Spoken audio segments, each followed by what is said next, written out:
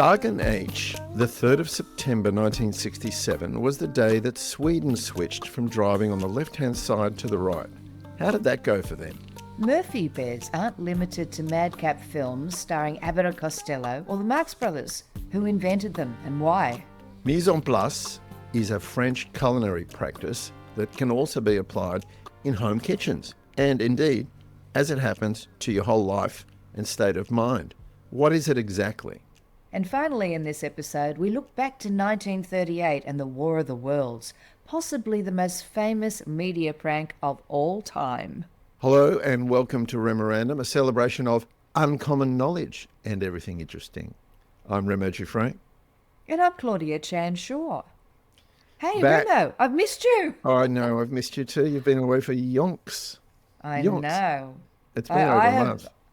It's been over a month. I've been to Prague, Brussels and Paris, taking a group around, looking at the joys and wonders of Art Nouveau primarily, and a little bit of Art Deco too.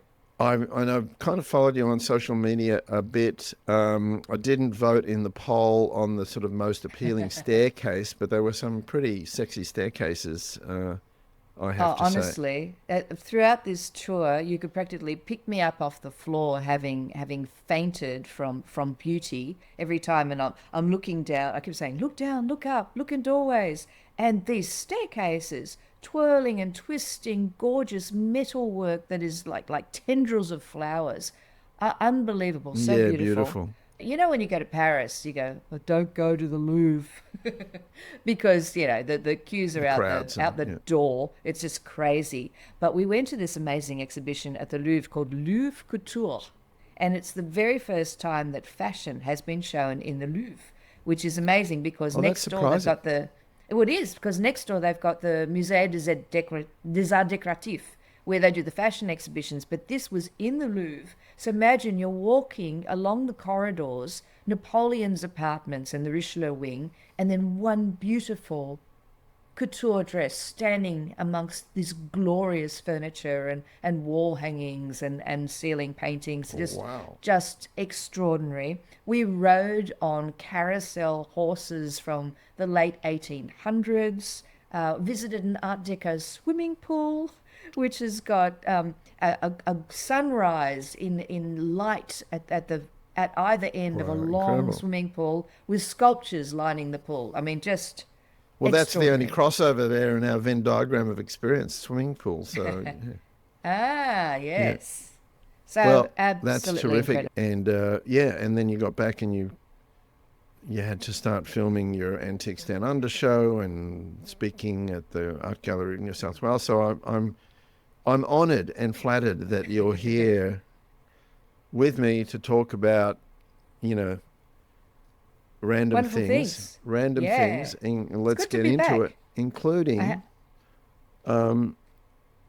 including the day in 1967 when Sweden changed from driving on the left-hand side of the road to driving on the right-hand side of the road. So it's called, and my Swedish pronunciation ain't great, but Dagen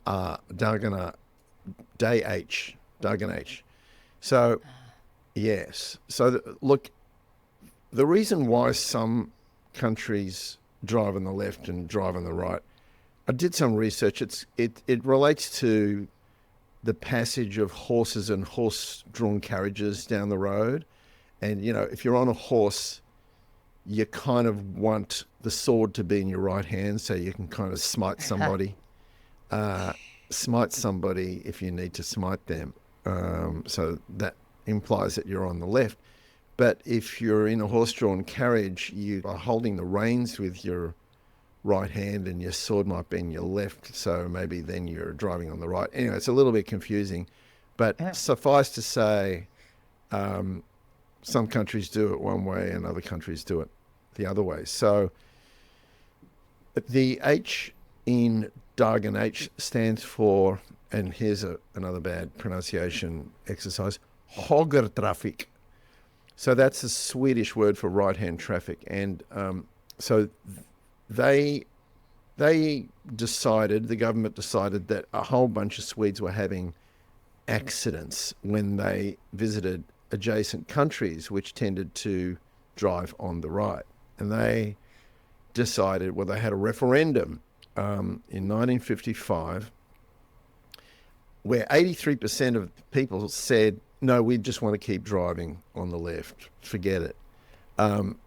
And this is something I sympathise with because I often run polls and then ignore what people want to do. But Swedish Parliament decided to go ahead anyway. And so that was in 1963. But then they said this isn't going to happen until 1967, giving them 4 years to get their act together. Well, in 4 years, they ended up designing this very cool and very literal Dagen H logo, and I'll insert that into the video for you, YouTube, Spotify, and now Substack, folks, so you can see it. But they also pop music came to the rescue, which is kind of not unusual in Sweden, and the television held a contest for songs to try to get the populace behind this, and the winning entry was Haldig Holder Svensson, Keep to the Right Svensson, written by a journalist with the newspaper Expressen, Peter Hillmanstrand, and he performed it with a band he called the Telstars. I'm going to put the video link in the notes. You'll be able to see it. But the nice thing too is that there's a double entendre at play, because in Swedish, keeping to the right is shorthand for staying faithful to your partner, while going left means having an affair. So there you go. So this was an enormous logistical effort. It was going to be. There were 350,000 signs throughout Sweden that had to be changed, and they had to everything had to happen on this one day. Oh, gosh. I know. So they put new signs up with the old signs on top, so they just had to take the old sign down to reveal the new sign. And they planned it that at 4:50 a.m. on Dagen H, which was a Sunday, everyone had to come to a complete stop in their car. And then change to the other side of the road before being allowed to proceed at precisely 5 a.m. So it was like 10. Come on. Yeah, that's how it went, and it went very smoothly. Mostly because everyone was so freaked out by this Y2K-esque thing that was happening in Sweden. No accidents along the way? Nobody forgetting? No accidents, and wow. Kind of, yeah. But that's a pretty radical thing to do. I know, and this story was one of the first that appeared in REMORANDOM 1, the book, and it was... The backstory is that I was in the Netherlands visiting my daughter's family there, and there was the boyfriend of my daughter's partner's sister. I'll have to... Oh, gee, that's even confusing me.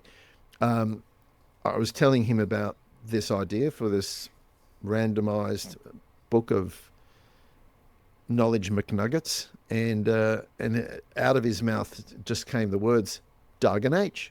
And I said, what's that? And then he explained to me what it was. And I said, Michiel van der Hoven was his name. Michiel, I'm going to add your name in print on that chapter. So, and forever you'll be the idea giver for Dagen H. So that's my kickoff. What's yours?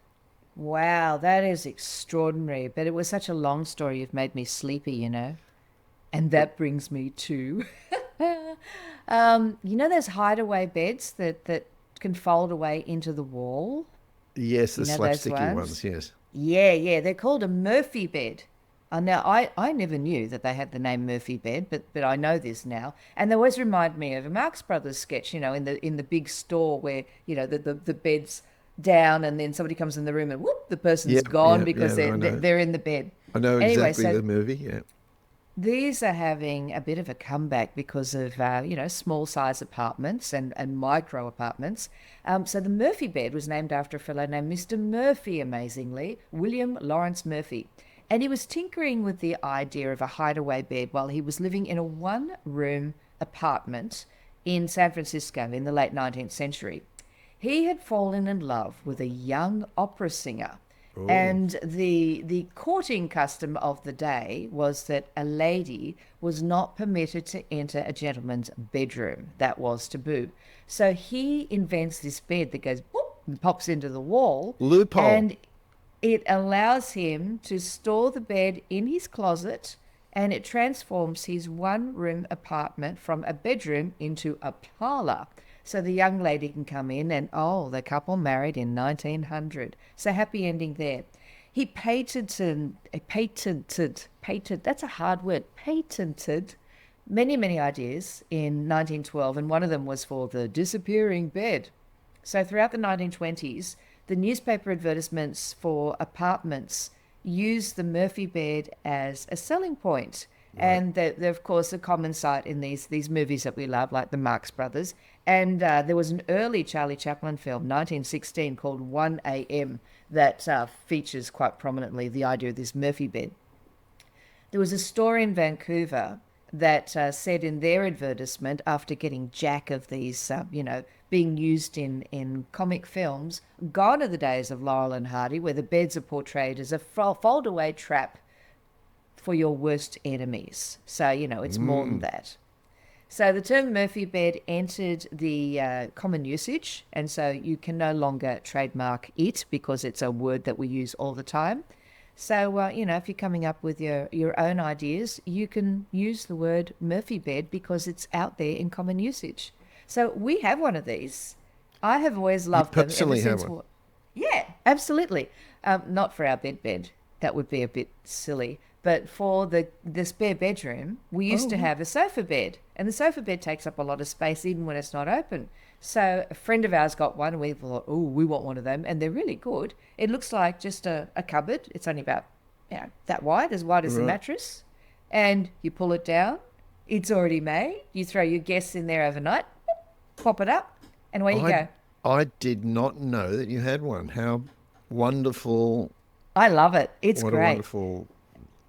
We lucked out there giving you that story to talk about. Oh, it's absolutely relevant. So much better than my old sofa bed. And people used to complain that the sofa bed was really, really uncomfortable. So we got this new Murphy bed and the mattress is super duper. So it doesn't just cantilever, right? There must be some legs that kind of swing down. It's got a metal leg that goes bloop, folds up and folds down, and that becomes the leg at the base of the bed. And it disappears into what looks like a cupboard. And we have this giant painting of me on the wall of the cupboard. So it just looks like a wall. So when the bed's made up, you're there facing the floor at the underside of the bed. Is that the... Correct. The cupboard which holds the bed is looking at the back of my head. Great. Cool. The magic. Okay. Love it. Great invention. Thank you, Mr. Murphy.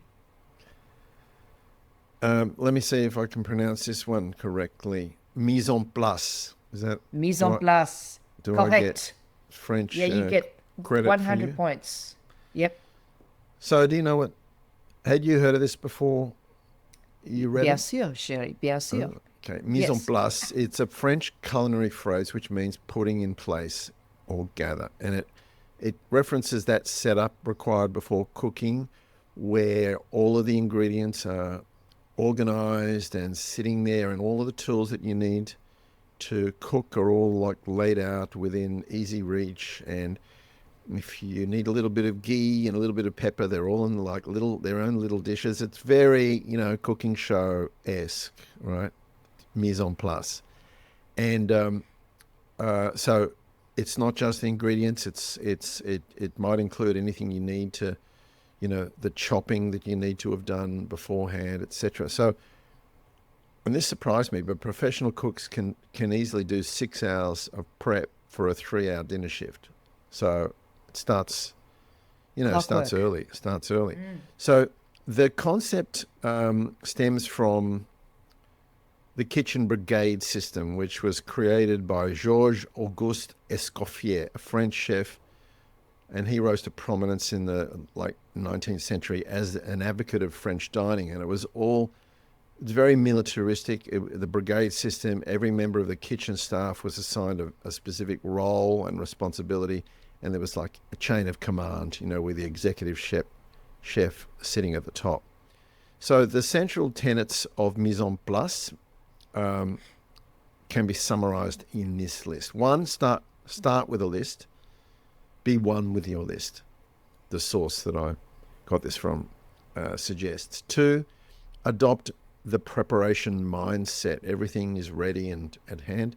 Three, account for every minute and every movement. No wasted movements or time. Work clean. Not only work clean, but clean as you go. Mm. I don't always do that, by the way. But neither do I. And finally, slow down to speed up, which is, I guess just be mindful of everything you do. Time is precious. Resources are precious. Space is precious.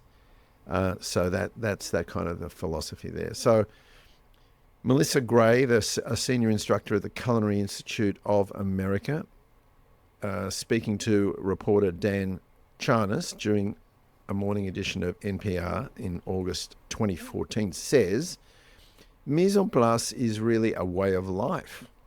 I know people that have it tattooed on them. It's a way of concentrating your mind to only focus on the aspects that you need to be working on at that moment, to kind of rid yourself of distractions, which is nice. But even going further, Chef Dwayne Lipuma, another instructor at the CIA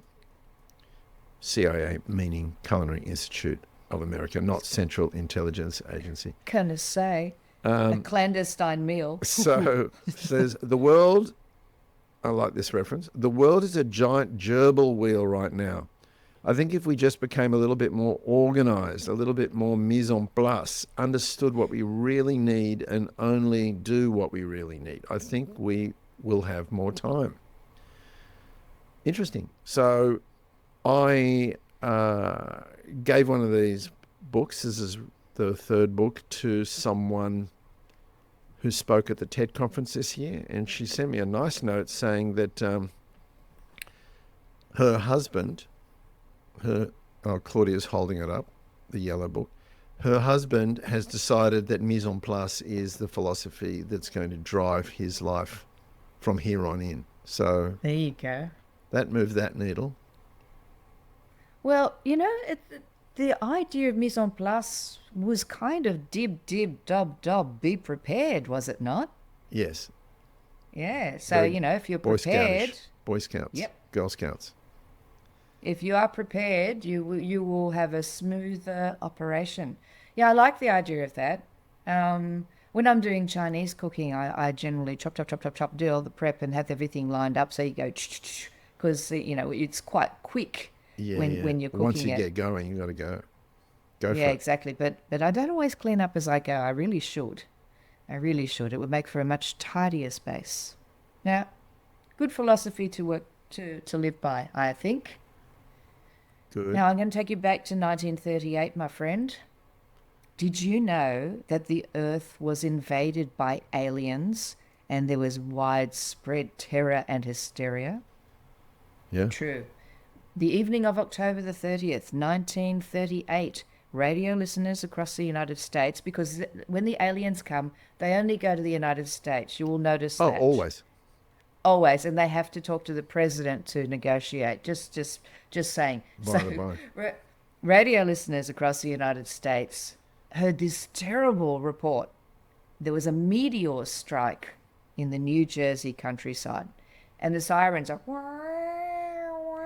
in the background. Announcers are in the field, and they're describing these mysterious creatures, these terrifying war machines, and thick clouds of poisonous gas that were moving towards New York City. Oh, no. People are panicked, but it wasn't a real news bulletin. It was Orson Welles who had done an adaptation of H.G. Wells' 1898 classic War of the Worlds. And the broadcast was the Halloween edition on the Mercury Theatre on the Air radio program, which was directed and narrated by the 23-year-old Orson Welles, the Wunderkind, before he did Citizen Kane. And it was performed and broadcast on the CBS radio network live. Now, you can listen to this broadcast. I have heard it. It is fantastic. It's very, very good. So the War of the Worlds broadcast became very famous because a lot of the listeners thought that a Martian invasion was actually taking place. And by the next morning, the broadcast was front page news all over America. There were reports of traffic accidents, there were riots, there were hordes of panicked people in the streets, all leaving their homes, trying to get away from the aliens. So stories of mass confusion began to propagate, and within 3 weeks, newspapers had published over 12,000 stories about this broadcast and its big impact. Even Adolf Hitler had something to say about it over in Munich. He said it was evidence of the corrupt condition and decadent state of affairs in democracy. So the War of the Worlds, interestingly, was very, very realistic, even though it was fiction. And Orson Welles had to apologize at a press conference the next day. But interestingly, not everybody believed it. I thought that, the world was at an end and people were leaving town, but it was fake news about fake news. So it was really not quite as dramatic as we are led to believe. And there's a journalist, Dorothy Thompson, who published her thoughts in 1938, and she said, overplaying the War of the Worlds hysteria was justified in her eyes because it highlighted a dangerous gullibility in some people. Yeah. Some things don't change, do they? No. Well, yeah, never let the truth get in the way of a good story. I guess that was the thing that was driving. It was just too good a story not to spread to 12,000 news reports. But also the great thing is because you've got actors involved and sound effects and all those things at your fingertips, you can create some very, very convincing radio. It was fabulous. Yeah. Wonderful. Highly recommend people have a listen. I know. I had to listen to it. It's yes, the DNA of that prank is certainly alive and well in 2025. Google's new generative AI video engine is enabling people to create hyper-real stuff. I don't know if you've watched the Netflix movie by Jesse, the guy who made Succession, has a movie called Mountainhead, which is sort of a bunch of billionaires holed up in a luxurious house at the top of a mountain, watching the world go to shit because one of them owns a company that has a generative video engine that enables people to create hyper-realistic mischief. Yeah. So. Yeah. Oh, well, on that depressing note. It's scary, isn't it? It's scary. Call it quits. You notice I'm wearing a scarf with a little bit of white doodad at the end. This is. Yeah, are you supporting the magpies? Melanie's decided to start knitting, and now she can't stop. So every imaginable colour, she's making these little skinny little scarflets, and then at this point here, she changes colour. A little border. So, I know. Yeah. It's a signature. Very fetching. It's her signature. So yeah, it is cold here in Sydney, so that's why I've still got my scarf on inside. So that's all for this episode. You can subscribe to our show. Now, I didn't talk about this at the top, but we have this new Substack platform now. And tell me. It's a platform where people can taste some of our content and understand the context that it has to our books, but it's also, Substack has become effectively, it's kind of grown up Twitter. It's where people are getting a lot of their information at the moment. My email feed is now full of Substack posts from intellectuals and physicists and journalists who are kind of have taken control of their own creative process. Mm-hmm. And are no longer necessarily beholden to the companies that own the social media platforms. It's an interesting model, and I thought in the spirit of experimentation we would do that. But the good thing for us is that I'm also now uploading these episodes not just to YouTube and Spotify and all the other podcasting platforms, but directly to Substack, and so we're getting almost accidentally a lot of extra viewers. So hi Substack subscribers. We love you. Thank you. Love you so much. I'm jiggling my fingers here. And of course, the books are available online. The 5th book is 70% the way there and due at the printer next month. I'm really excited about some of the topics. You are a machine, Remo Giuffre. I got to keep going. Machine. You know what I'm writing about today? Obsolete jobs. Oh. I just got to the dog that's trained. Yeah, a turnspit dog. Have you heard of a turnspit dog? No. Dogs with very short legs. They used to put them in like what looks like a hamster wheel suspended on the wall, which was connected to a spit that would turn the meat on the fire.